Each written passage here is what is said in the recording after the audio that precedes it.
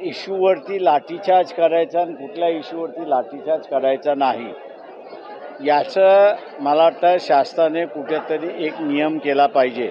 मुलांच्या असणाऱ्या अत्याचाराच्या संदर्भात आंदोलन करत होते। एक दिवस वाया गेला असता हे मी मानतो। रेल्वे बंद झाल्यामुळे अनेक जणांना त्रासही झाला हेही बरोबर आहे, परंतु अशा सेन्सिटिव्ह इश्यूवरती पोलिसांनी लाठीचार्ज करणं आणि शासनाने लाठीचार्ज करायला सांगणं या दोन्ही गोष्टी चुकीचं आहे आणि शासनाचा आणि पोलिसांचा आम्ही या ठिकाणी निषेध करतो।